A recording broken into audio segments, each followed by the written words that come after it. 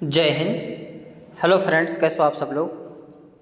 तो आज के सेशन में हम बात करने वाले हैं सीडीपी में आनुवांशिकता और वंशानुक्रम पर आधारित एक सेशन होगा जो कि सीटेट के लिए वेरी इम्पॉर्टेंट होने वाला है। और इसका जो पीडीएफ रहेगा वो टेलीग्राम चैनल पर मिल जाएगा।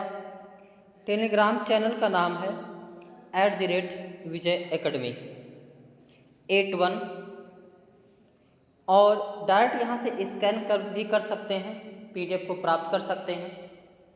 और बाकी चैनल को सब्सक्राइब कर लें, क्योंकि सीडीपी में जितने भी टॉपिक बनते हैं सभी टॉपिक को हम इसी यूट्यूब चैनल पर कवर करवाएंगे, साथ में उसका पीडीएफ भी प्रोवाइड कराएंगे।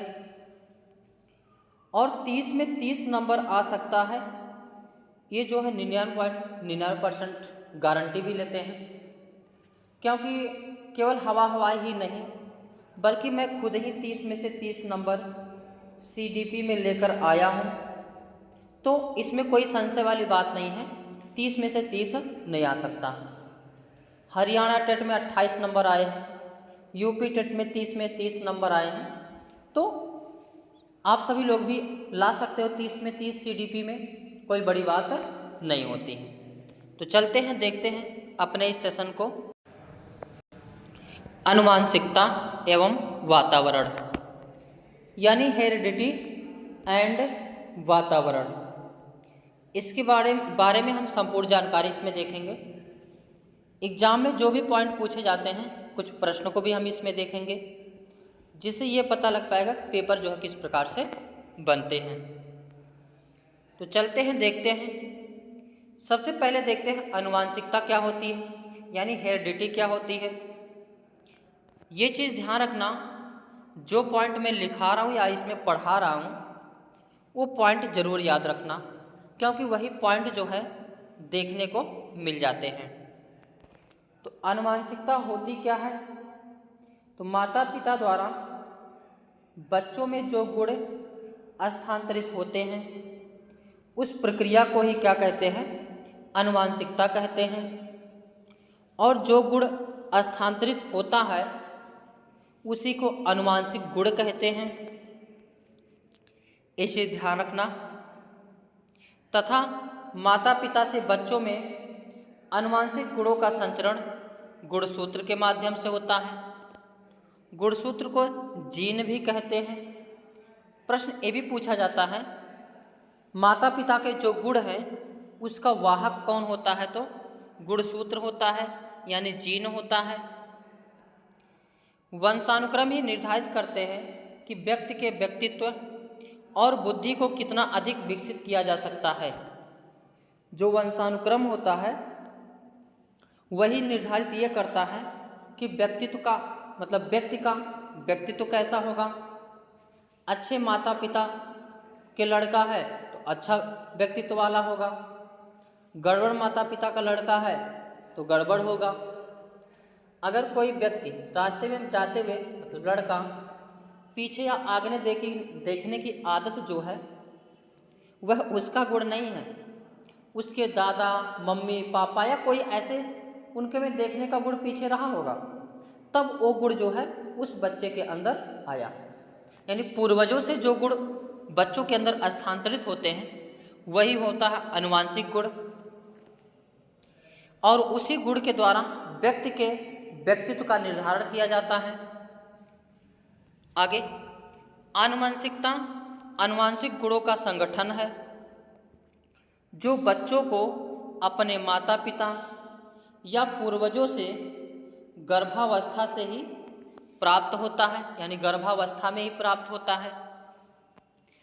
तो आनुवंशिकता क्या है, आनुवांशिक गुणों का संगठन है।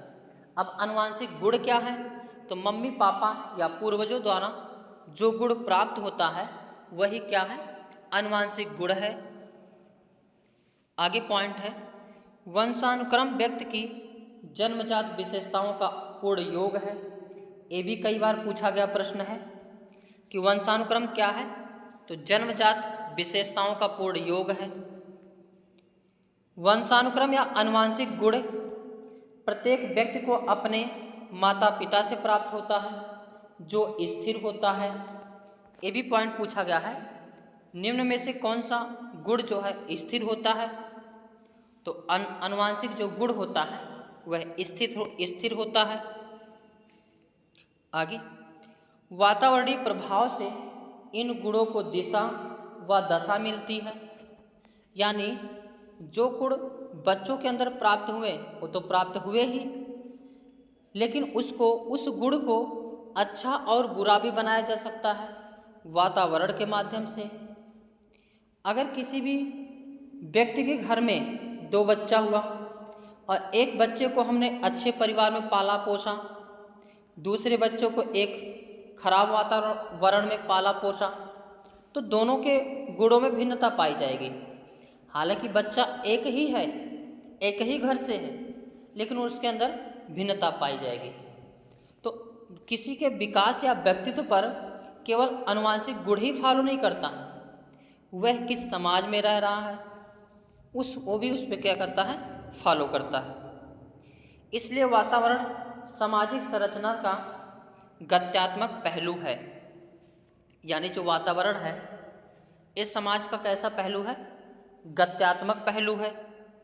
जबकि वंशानुक्रम एक स्थिर पहलू है, क्योंकि वंशानुक्रम से गुण प्राप्त होता है, लेकिन उस गुण को दिशा और दशा प्रदान करने का काम कौन करता है?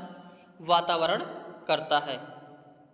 आगे, B.N. झा के अनुसार वंशानुक्रम व्यक्ति की जन्मजात विशेषताओं का पूर्ण योग है। यानी जो वंशानुक्रम है यह व्यक्ति की जो विशेषता है उसका क्या है? पूर्ण योग है। ये किसने कहा है? तो B.N. झा के अनुसार, यानी B.N. झा महोदय ने बताया है।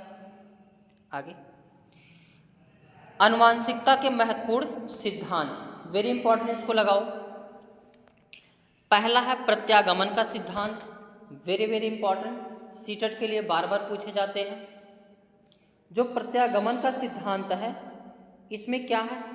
तो विपरीत गुणों का उत्पन्न होना, यानी तेज बुद्धि वाले माँ बाप के जो बच्चे पैदा हों वो कम बुद्धि वाले बच्चे हों, तो ये किसके अंतर्गत आते हैं? प्रत्यागमन सिद्धांत यही होता है। यानी बुद्धिमान माता पिता के बच्चे का कम बुद्धि वाला पैदा होना प्रत्यागमन का सिद्धांत होता है। एक है जो है गाल्टन का सिद्धांत। इनके अनुसार जब बच्चे में गुण पिछली पीढ़ी से भी आते हैं, जैसे दादा दादी नाना नानी से, तो यह जो है गाल्टन का सिद्धांत या जीव गणना का सिद्धांत कहलाता है। यानी जब बच्चे के अंदर किसका गुण आ जाए? दादा दादी नाना नानी का। एक होता है बीजमैन का सिद्धांत। इनके अनुसार माता पिता से प्राप्त बीज कोष कभी खत्म नहीं होता, यह एक पीढ़ी से दूसरी पीढ़ी में निरंतर चलता रहता है।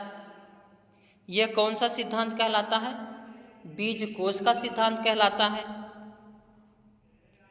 आगे, अब हम लोग देखेंगे वातावरण यानी इन्वायरमेंट। अभी हम लोग आपस में अलग अलग वातावरण और आनुवांशिकता को देखेंगे, फिर एक में उसको देखेंगे। जो वातावरण होता है, वातावरण को सामान्यतः पर्यावरण के नाम से जाना जाता है, जिसका शाब्दिक अर्थ है परि प्लस आवरण। परि का मतलब होता है चारों ओर से, आवरण का मतलब होता है ढका हुआ। यानी चारों ओर से ढका हुआ क्या कहलाता है? वातावरण कहलाता है। किसी भी बच्चे के विकास में वातावरण का बहुत ही योगदान होता है, महत्वपूर्ण योगदान होता है। आनुवांशिक गुण चाहे जैसा भी हो, लेकिन अगर वातावरण अच्छा मिल गया तो बच्चा अच्छा हो सकता है। आनुवांशिक गुण कितना भी अच्छा हो, लेकिन बच्चे को वातावरण अगर गड़बड़ मिल गया तो वह गड़बड़ हो रहेगा। आगे, अर्थात कि कोई वस्तु अपने चारों ओर जिन वस्तुओं से घिरी होती है उसे उसका वातावरण कहते हैं। आगे, मनोवैज्ञानिक के अर्थ में पर्यावरण या वातावरण क्या होता है। एक कई बार क्वेश्चन पूछा गया है। रॉस महोदय के अनुसार वातावरण वह सब कुछ है जो किसी वस्तु को चारों ओर से घेरे रहता है और उस पर प्रत्यक्ष जो है प्रभाव डालता है। यानी वातावरण क्या है रॉस महोदय के अनुसार, वह सभी तत्व आते हैं जो किसी वस्तु को चारों ओर से घेरे रहता है और प्रत्यक्ष प्रभाव डालता है। जैसे कोई भी व्यक्ति जिस संगत में रहता है वह उसकी संगत उसी प्रकार हो जाती है। यानी अच्छे संगत में है तो अच्छा बालक हो जाएगा, गड़बड़ संगत में है तो गड़बड़ बालक हो जाएगा। तो यही रॉस महोदय बोले हैं। वुडवर्थ के अनुसार क्या है, तो वातावरण में वे सब बाह्य तत्व आते हैं जो व्यक्ति के जीवन आरंभ करने के समय से प्रभावित करते हैं। यानी वुडवर्थ महोदय ने क्या कहा, जब बच्चा पैदा होता है और बड़ा होने तक जिससे वह बाह्य तत्व से प्रभावित होता है वही सब क्या कहलाता है, वातावरण कहलाता है। डी इलियट के अनुसार, जो मैं परिभाषा बता रहा हूँ खाली इतना ही देख के जाना, कोई दिक्कत नहीं होगा। सीटेट में वैसे भी सोच पर आधारित प्रश्न पूछे जाते हैं। किसी भी चेतन पदार्थ की इकाई के प्रभावकारी उद्दीपन एवं अंतःक्रिया के क्षेत्र को वातावरण कहते हैं। तो डी इलियट महोदय ने क्या बताया कि किसी भी चेतन पदार्थ की इकाई के प्रभावकारी उद्दीपन एवं अंतःक्रिया का क्षेत्र क्या कहलाता है, वातावरण कहलाता है। आगे, पी जिसबर्ट के अनुसार, जो किसी एक वस्तु को चारों ओर से घिरे हुए हो तथा उस पर प्रत्यक्ष प्रभाव डालता है वह वस्तु का वातावरण कहलाता है। यानी कोई भी वस्तु के चारों ओर से घिरे हुए तथा प्रत्यक्ष प्रभाव डालता है वही उस वस्तु का क्या है, वातावरण है। वेरी इंपॉर्टेंट, इसको लगाइए, बहुत ही इंपॉर्टेंट है। जो विकास होता है वह वंशानुक्रम और वातावरण की अंतःक्रिया की देन होती है। यानी विकास में ये नहीं कह सकते हैं केवल वातावरण का योगदान है या केवल वंशानुक्रम का योगदान है, बल्कि दोनों का मिक्स रूप है। एक कई बार प्रश्न में पूछा गया है। वुडवर्थ महोदय ने यही परिभाषा ही दे दी है कि डेवलपमेंट यानी विकास बराबर होता है हेरिडिटी गुणे इन्वायरमेंट, यानी आनुवांशिक एवं वातावरण। आनुवांशिकता जो होती है वो क्षमता प्रदान करती है, जबकि वातावरण जो है क्षमता को विकसित होने का अवसर देता है। जब तक अवसर नहीं मिलेगा क्षमता कितना भी हो आगे नहीं बढ़ सकता। बहुत से बार गांव में बड़े बड़े बच्चे हैं जो बहुत ही कलाकार हैं, बहुत ही हर क्षेत्र में आगे हैं, लेकिन उनको वातावरण नहीं मिल पाता है, तो उस जो उनके गुण है उसको दिखा नहीं पाते हैं। वुडवर्थ महोदय के अनुसार पौधों की आनुवांशिकता उसके बीज में निहित होती है, परंतु उसके पोषण का उत्तरदायित्व वातावरण पर निर्भर होता है। यानी विकास बराबर हेरिडिटी एंड एनवायरनमेंट। क्रो महोदय के अनुसार व्यक्ति का निर्माण ना सिर्फ वंशानुक्रम और ना ही सिर्फ वातावरण से होता है, बल्कि यह जैविक व सामाजिक विरासत के एकीकरण का परिणाम होता है। मैकाइवर व पेज के अनुसार जीवन की प्रत्येक घटना दोनों का परिणाम है, यानी वंशानुक्रम और वातावरण का परिणाम है। किसी भी निश्चित परिणाम के लिए एक उतना ही आवश्यक है जितना कि दूसरा किसी को ना हटाया जा सकता, मतलब जितना कि दूसरा, यानी आनुवांशिक भी उतना जरूरी है जितना वातावरण। यानी एक सिक्के के दो पहलू हैं, किसी एक को भी हटा नहीं सकते हैं। जिस प्रकार सिक्का का अगर एक पहलू गायब हो तो वह सिक्का नहीं चलेगा, ऐसे ही किसी व्यक्ति के विकास में आनुवांशिकता और वातावरण दोनों जरूरी होता है और किसी एक को हटाया नहीं जा सकता। अब क्वेश्चन पूछा गया है आनुवांशिकता को क्या माना जाता है? तो स्थिर सामाजिक संरचना माना जाता है, जो कि अभी हम लोग पढ़े थे। नेक्स्ट प्रश्न है, इस पर अत्यधिक वाद विवाद होता है कि क्या लड़कों एवं लड़कियों में योग्यता व विशिष्ट समूह उनके आनुवंशिक घटकों के कारण होता है? इस संदर्भ में निम्नलिखित में से आप सबसे अधिक किससे सहमत हैं?